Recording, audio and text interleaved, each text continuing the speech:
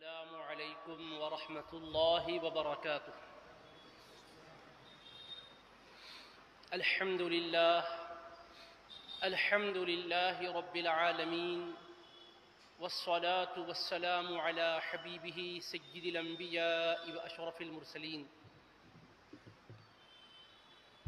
وعلى آله الطيبين الطاهرين وأصحابه الأكرمين الأفضلين، وعلى من أحبهم وتبعهم بإحسان أجمعين. أما بعد، فقال الله سبحانه وتعالى في كلامه العظيم: أعوذ بالله من الشيطان الرجيم، بسم الله الرحمن الرحيم.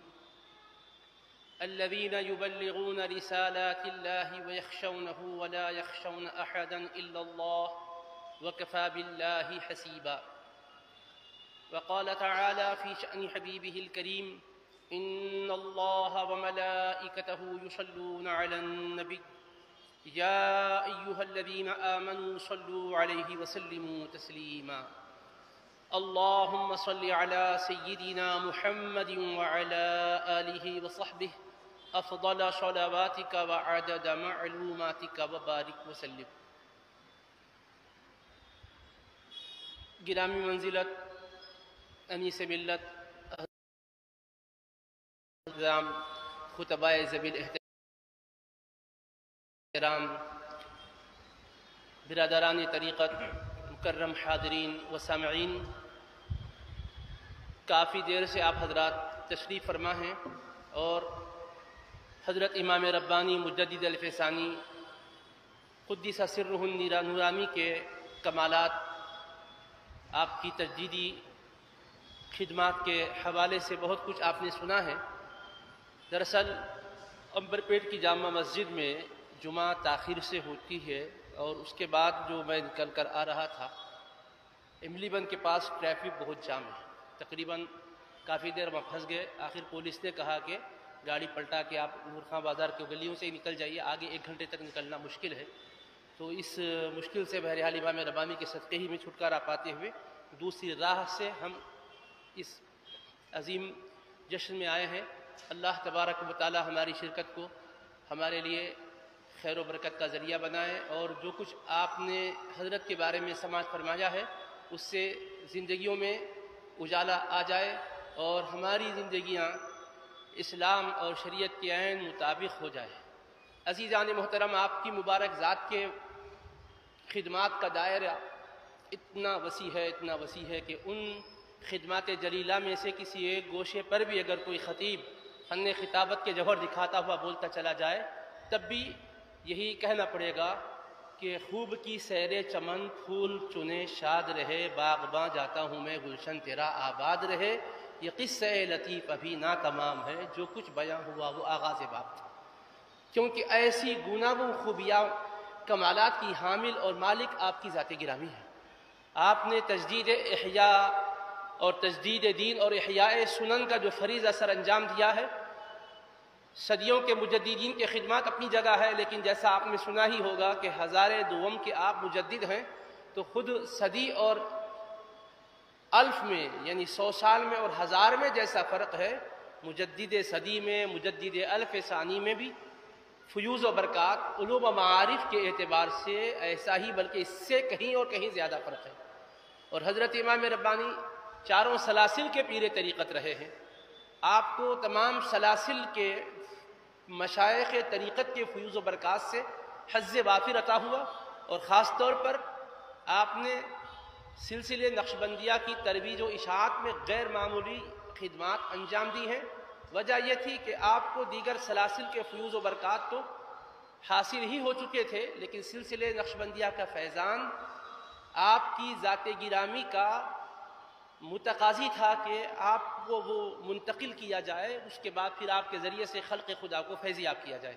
اسی کے لیے حضرت سیدنا خواجہ باقی باللہ قدس اللہ سرہ العزیز ہندوستان کا سفر کیے اور آپ سفر کرتے ہوئے براہ سرہند دہلی تشریف لائے.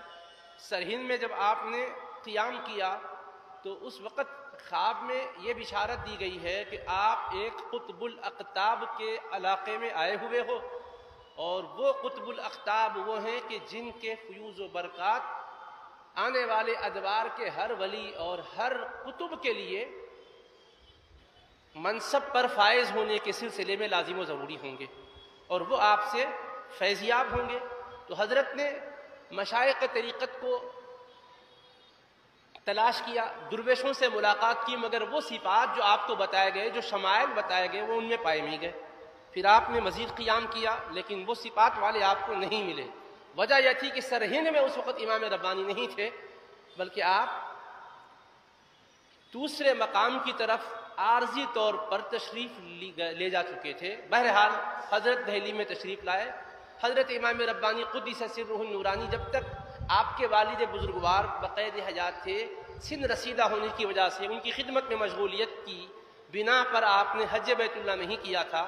والد بزرگوار کے وصال با کمال کے بعد آپ نے حج بیت اللہ کے ارادے سے سرہند سے دلی کا سفر کیا، اور آگے منزل مکہ مکرمہ اور مدینہ منورہ پہنچنے کی تھی، لیکن ہوا یہ کہ آپ کو یہ کہا گیا کہ بزرگ تشریف لائے ہوئے ہیں، آپ اگر ملاقات فرما لیں تو بہتر ہوگا۔ بس اس کے بعد آپ حضرت خواجہ باقی باللہ رحمۃ اللہ تعالی علیہ کی مجلس میں پہنچے۔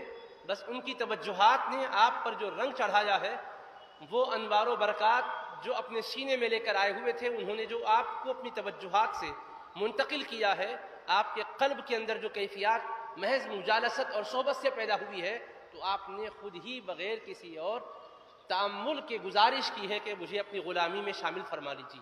حالانکہ آپ دیگر سلاسل میں اجازت یافتہ تھے، ساری منزلیں طے کر چکے تھے، مگر یہ جو باطینی کیفیت آپ کی مجلس میں محسوس کی، کہا کہ اس کا معاملہ ہی کچھ نرالا ہے، چنانچہ حلقہ ارادت میں داخل ہو گئے۔ اس کے بعد جیسا جیسا قیام کا سلسلہ بڑھتا جا رہا تھا، ویسے ہی انوار امڑ امڑ کے آتے جا رہے تھے، امام کے قلب کو متوجہ کر رہے تھے، اور قلب کے اندر ودیت ہوتے چلے جا رہے تھے۔ دیکھتے ہی دیکھتے ایسا انقلاب آیا کہ آپ کی ذات قدسی صفات ان کمالات کی حامل ہوئی، اور ان اسرار کے آپ حامل بنائے گئے، یہاں تک کہ حضرت شیخ نے آپ کو خرقہ خلافت نقشبندیہ سے سرفراز فرمایا۔ جی اس کے دل کی دنیا میں انقلاب آ جاتا تھا۔ چنانچہ امام ربانی کے توجہات کے برکات کا عالم کیا ہے؟ آپ جس وقت گوالیار کے قلعے میں جہانگیر بادشاہ کی زیادتی کی وجہ سے محصور کیے گئے تھے، اس وقت دکن کے علاقے میں میر سید احمد نامی آپ کے ایک مرید تھے، کسی نے غلط خبر پہنچائی کہ حضرت کو بادشاہ نے دربار میں طلب کیا اور شہید کر دیا۔ تو یہ سننے کے بعد انتہائی پریشان ہو گئے، رنج و غم، حزن و ملال کی کیفیت طاری تھی۔ وہ باہر نکلے تو دیکھا کچھ درویش سوداگر آئے ہوئے تھے ایک مقام پر، انہوں نے اپنا پڑاؤ ڈالا تھا، یہ ان کے پاس پہنچے، سلام کیا اور ان کے سامنے بیٹھ گئے۔ ان کے چہرے پر جو رنج و غم تھا، حزن و ملال تھا، ان سوداگروں نے دیکھ کر کہا کہ میاں آپ فکر مند نظر آتے ہو، کیا بات ہے؟ چہرے پر رنج و غم کی کیفیت کیوں ہے؟ تو کہا مجھے ایسی خبر ملی ہے جس نے بے قرار اور بےتاب کر دیا ہے، میں تحقیق حال کے لیے مضطرب ہوں، مجھے چین و سکون نہیں مل پا رہا ہے، میرے شیخ کے تعلق سے ایسی خبر مجھ کو مضطرب کر رکھی ہے۔ تو انہوں نے مراقبہ کیا، کچھ دیر کے مراقبے کے بعد کہا خاطر جمع رکھو، حضرت شیخ مجدد الفسانی اس وقت زندہ ہیں، ہاں البتہ قید خانے میں ہیں۔ تو ان کو اور حیرانی ہوئی کہ انہوں نے مراقبے کے ذریعے سے حضرت کے حالات بھی بیان کیے۔ تو کون ہے تحقیق کریں، پوچھا بھائی آپ حضرت کو پہچانتے بھی ہو؟ تو کہا میں جناب کے غلاموں میں ایک ادنا غلام ہوں، میں بھی حضرت کا مرید ہوں۔ تو دل میں محبت پیدا ہو گئی، تو کہا چلیے گزارش کرتا ہوں کہ آپ میرے غریب خانے پہ تشریف لائیے تاکہ آپ کی خاطر تواضع کر سکوں۔ تو انہوں نے گزارش کو قبول کیا۔ پھر تفصیلی گفتگو ہوئی تو کہا حضرت کے مرید آپ کیسے بن گئے؟ تو کہنے لگے میں تو سوداگر ہوں، تجارت کرتا تھا، سوداگری میں مصروف رہتا تھا، لیکن پیران پیر غوث اعظم دستگیر سے بڑی عقیدت و محبت تھی، حضرت کی نیاز کرتا تھا، اور ہر دن صبح میں حضرت کی روح پرفتوح پر فاتحہ نظر کرتا تھا، اور اوراد سلسلہ قادریہ کے پابندی سے پڑھا کرتا تھا۔ ایک مرتبہ خواب میں غوث اعظم کی زیارت نصیب ہوئی، سیدنا غوث اعظم رضی اللہ تعالیٰ عنہ کو میں نے جو دیکھا تو میں قدم بوسی کے لیے خمیدہ ہوا۔ حضرت نے فرمایا کہ میاں ظاہری طور پر بھی کسی کی غلامی میں آ جاؤ، یہ اچھا ہے، روحانی اور باطینی توجہ تو ہماری ہے۔ تو کہا حضور مشائخ طریقت میں کسی شیخ طریقت کی طرف آپ ہی رہبری فرما دیجئے۔ تو حضرت غوث اعظم نے فرمایا میاں شیخ احمد مجدد الفسانی اس وقت صاحب وقت بھی ہیں، ان کی خدمت میں جا کر ان سے بیعت کر لو، تو ہماری نعمت ہم نے ادھر منتقل کی ہے۔ تو وجہ بھی یہ تھی کہ حضرت سیدنا غوث اعظم رضی اللہ تعالیٰ عنہ کے شہزادگان میں حضرت سید سکندر رحمت اللہ تعالیٰ علیہ وہ تھے کہ جن کے واسطے سے نعمت قادریہ حضرت امام ربانی کو عطا ہوئی تھی۔ حضرت شاہ کمال کیتلی کے وہ پوتے تھے۔ بہرحال حضرت شاہ کمال کیتلی میں بچپن ہی میں آپ کو اپنی زبان مبارک چشوائی تھی، آپ نے چوسنا شروع کیا تو کہا کہ اس شہزادے نے ہم سے قادری سلسلے کی نعمت پالی۔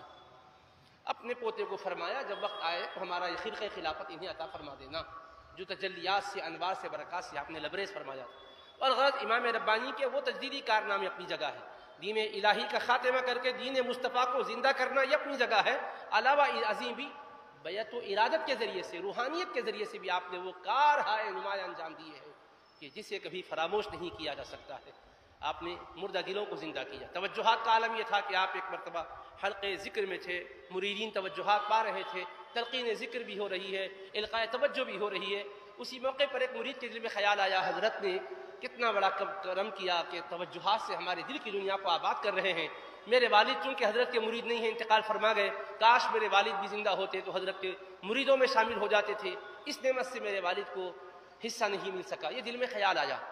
اس کے فوری بعد حضرت امام ربانی نے توجہ فرما کر ارشاد فرمایا، میاں آپ فکر نہ کرو، خاطر جمع رکھو، ہم نے آپ کے والد کو اپنے غلاموں میں داخل کر لیا، سلسلے سے وابستہ کر لیا۔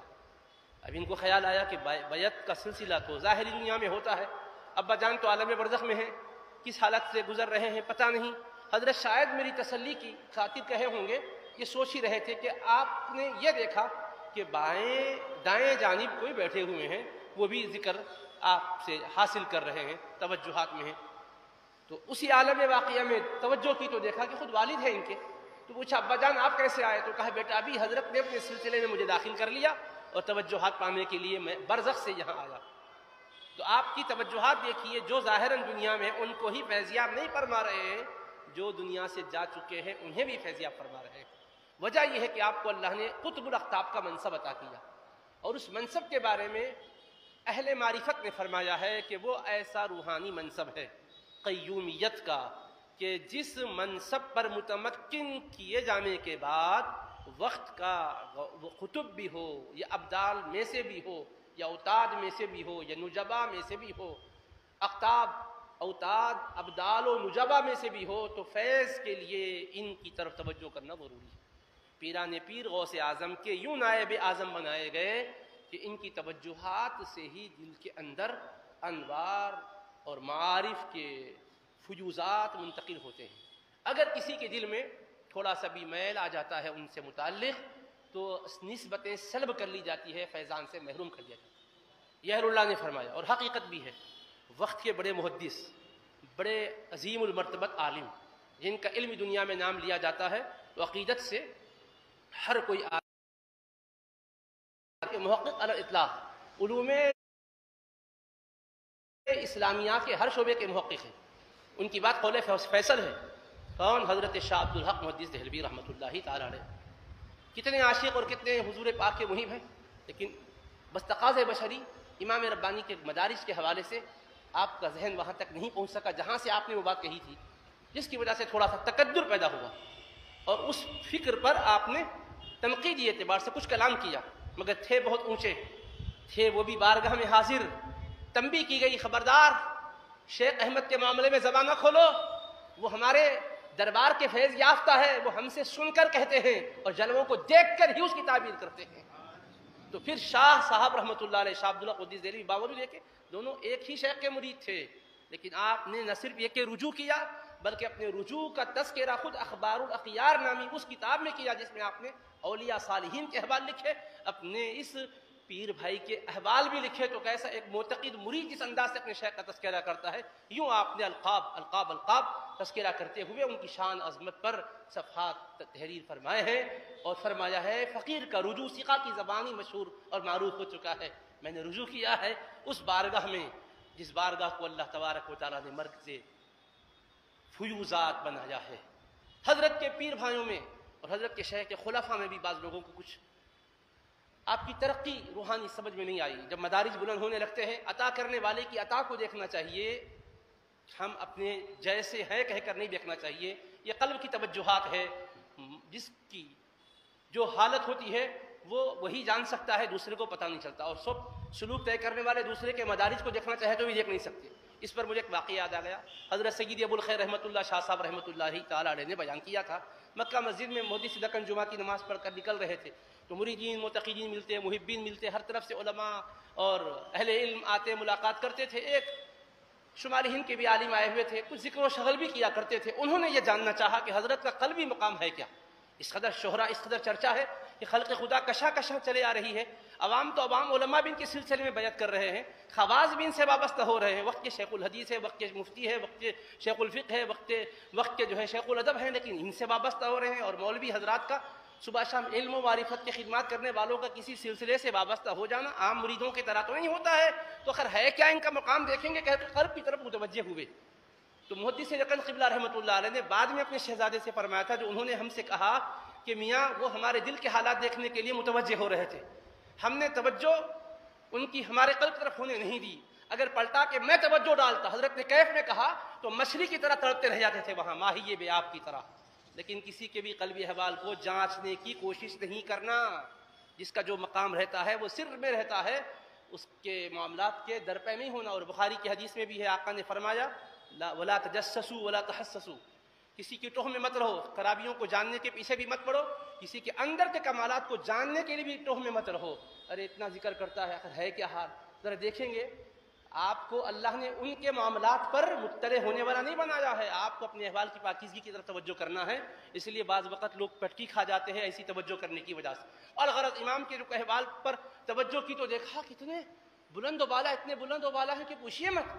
تو اب ان کے دل میں تھوڑا سا حسد کا مادہ پیدا ہو گیا, اور حضرت کی نسبت سے باتیں مختلف قسم کی کہنے لگے کہ بہت بڑے دعوے ہونے لگے, ایسا ہونے لگا, ویسا ہونے لگا. بہرحال حضرت نے سمجھایا کہ یہ اللہ کی عطاؤں پر بندے کو حاصل نہیں ہونا چاہیے. ولا تتمنوا ما فضل اللہ به بعضکم علی بعض, اللہ نے ایک کو دوسرے پر جو فضیلت بخشی ہے اس کی تم تمنا مت کرو. جو تم کو دیا ہے تم اس کو لو, اللہ کا فضل مانگو. کسی کو اللہ نے بلند کر دیا ہے تو اس کی بلندی پر تم کوئی بھی تنقیدی اعتبار سے نظر مت ڈالو. سمجھ میں نہیں آ رہے ہیں تو تم مکلف بھی نہیں ہے, لیکن اس کے پیچھے پڑھ کے خامہ خواہ کے الجھن میں مت جاؤ. بہرحال لیکن ایسا ہوا یہاں تک کہ اس پر جب انہوں نے منفی انداز سے توجہ کرنے لگ گئی تو ان کے احوال سلب ہو گئے, نورانیت چھن گئی. حالانکہ وہ مدارج پائے ہوئے تھے, صاحبان خلافت بھی تھے ان میں سے بعض لوگ, مدارج ان کے چھین لیے گئے, روحانیت میں ان کو پٹخ دیا گیا. اب اس کے بعد پریشان ہو گئے. پھر اس کے بعد رجوع کرنا چاہیے تھا نا, لیکن پھر کیا ہوا, اوپر آزمائش پر ایک اور آزمائش آئی. اب کیا کرنے لگے, اپنے وظائف پڑھ کے حضرت کو متاثر کرنے لگے.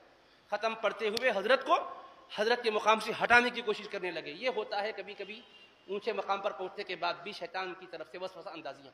تو حضرت نے کیا کیا, کچھ نہیں فرمایا, حلم کا مظاہرہ ہو رہا ہے. لیکن جب یہ ہونے لگا تو اللہ نے ان کو سبق سکھانے کے لیے خواب دکھایا.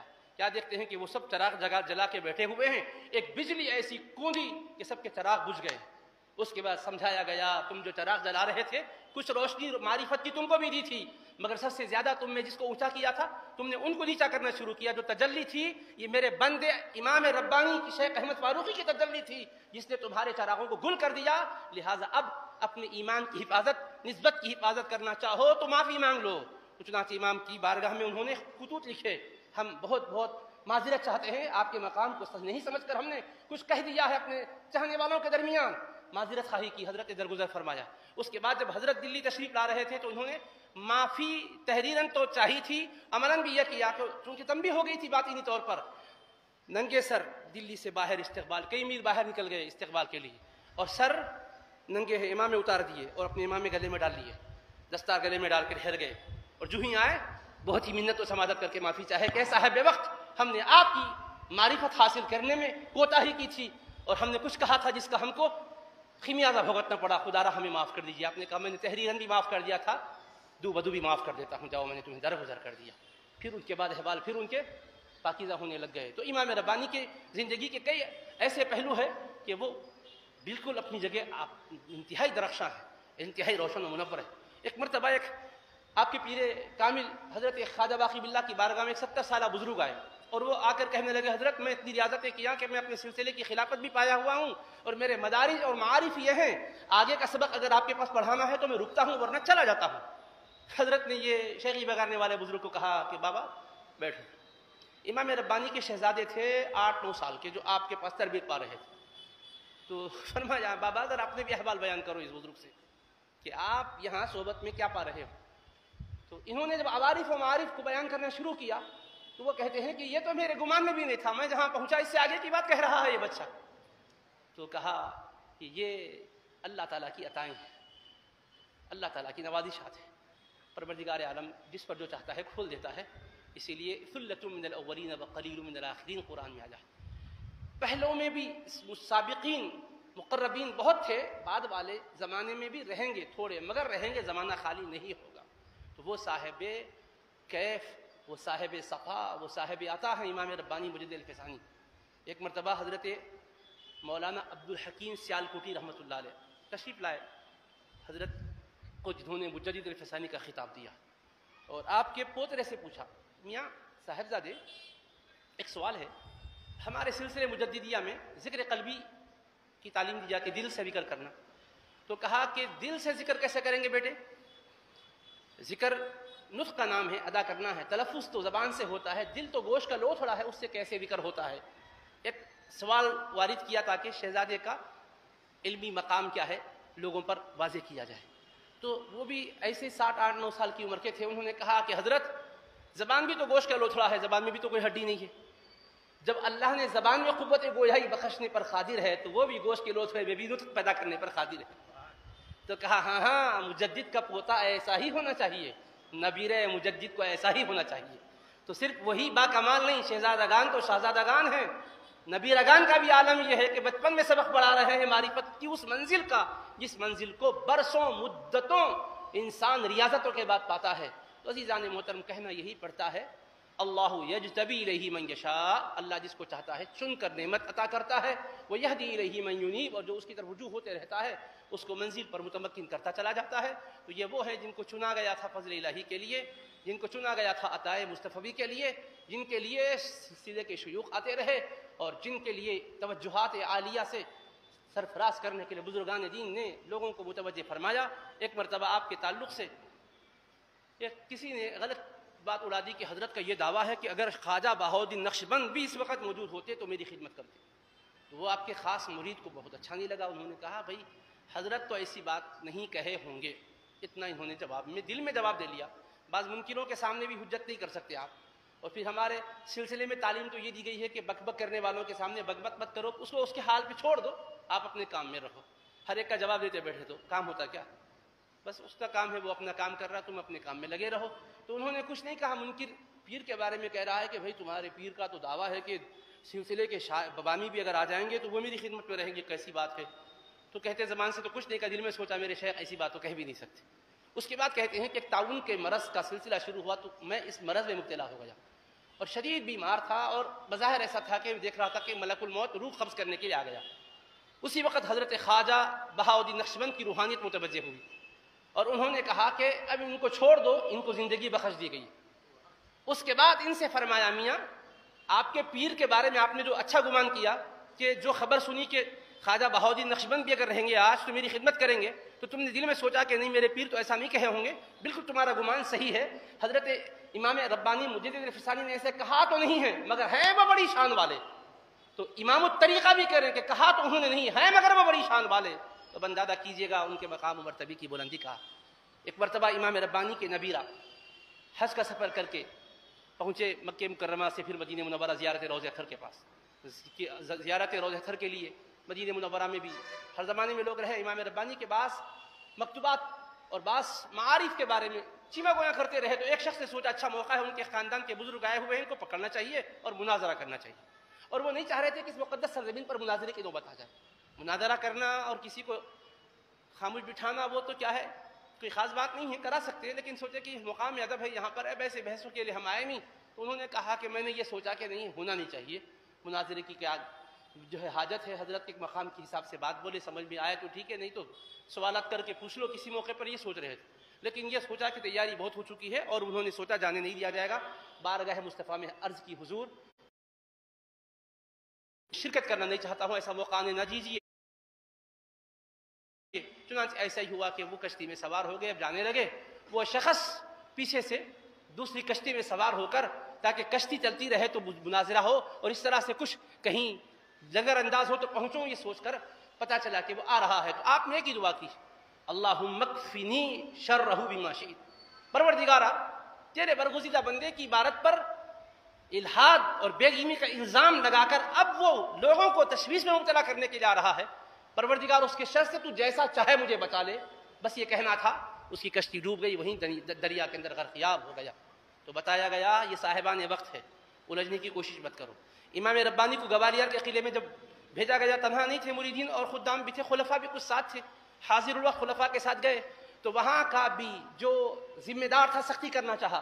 آپ کے مریدین نے فرمایا دیکھو ہم کو یہاں قید میں بھیجا گیا، مگر کوئی ہم کو سختی کرنے کے لیے نہیں کہا گیا، تم یہ سختی مت کرو امام کے ساتھ، لیکن وہ باز نہیں آیا۔ تو انہوں نے کہا تم نہیں سمجھ سکتے ہمارے مقام کو، ہم خزائے الہی کے تحت یہاں آئے ہیں، ورنہ ہم وہ غلام ہیں کہ بحکم خدا تمہاری آنکھوں میں خاک ڈالیں گے اور یہاں سے یوں چلے جائیں گے تمہیں پتہ بھی نہیں چلے گا۔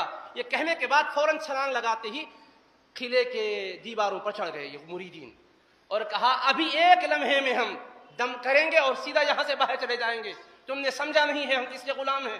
امام ربانی نے نبی کیفیت دیکھی تو کہا اے میرے نادان مریدو اتر آؤ، کرامت میں بھی دکھا سکتا ہوں مگر فضل الہی کو سامنے رکھ کر، فیصلے الہی کو سامنے رکھ کر میں یہاں اسیری کو قبول کیا ہوں۔ اس میں جو فتوحات ہوتی ہے وہ عام زمانے میں نہیں ہوتی ہے، آ جاؤ یہاں کرامتیں دکھانے کا وقت نہیں ہے، استقامت کی مثال قائم کرنے کا وقت ہے۔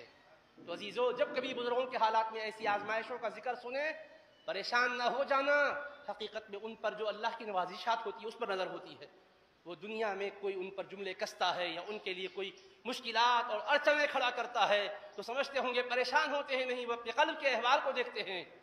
تسلی بارگاہ عزیز سے ہوتی ہے، قلب پراگندہ نہیں ہوتا، قلب کے اندر یاد بھی ہوتی ہے، یافت بھی ہوتی ہے، عرفان بھی ہوتا ہے۔ اللہ تعالیٰ سے ہماری دعا ہے کہ پروردگار امام ربانی کے فیوزات سے ہمارے یہاں خانے دل کو بھی مالا مال فرما، ہمارے تمام سامعین حاضرین کے بھی دلوں کو مالا مال فرما، اور ان کی توجہات باطنیہ سے ہمیں مولا اپنے ذکر کی توفیق نصیب فرما اور ذکر کا چسکا عطا فرما۔ وآخر دعوانا ان الحمدللہ رب العالمین۔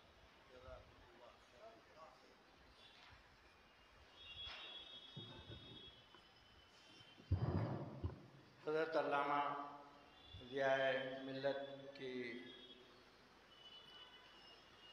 علمی اور عرفانی خطاب کے بعد آئیے جلسے کے اختتام کا اعلان کیا جاتا ہے۔